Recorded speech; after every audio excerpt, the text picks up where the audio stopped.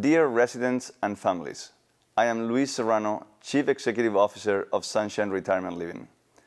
We are all aware of the extraordinary impact that coronavirus is having on our communities and our country at large. Today, I want to speak to you directly to assure you that we are singularly focused on the health and well-being of our residents and our employees. Since day one at Sunshine Retirement Living, our strict health and safety guidelines carried out by our highly professional caregivers, frontline staff, and management teams continue to be our highest priority. We are in constant contact with the CDC and state and local health officials for the most up-to-date information on how we need to care for and protect our senior residents and their caregivers. We will continue to do so relentlessly. But this crisis will only be weathered with the support of everyone together. I am personally asking you today to please keep calm but vigilant, to keep in constant communication with our local management teams, and to keep your own standards of hygiene and social isolation at the highest level possible. I would now like to highlight some of the efforts that Sunshine Retirement has made in response to this crisis.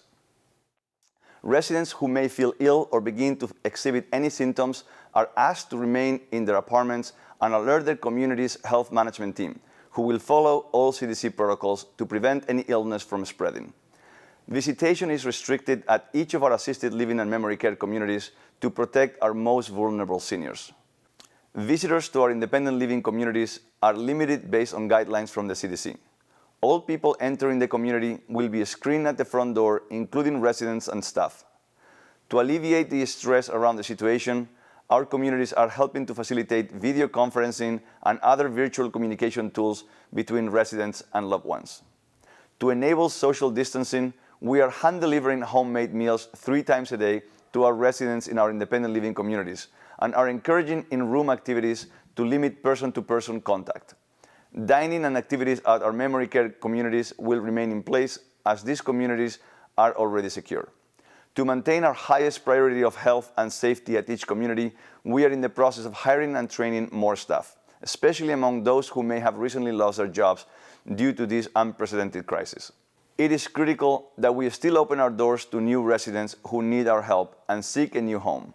However, all tours will be conducted digitally and additional strict screening processes are implemented for new residents.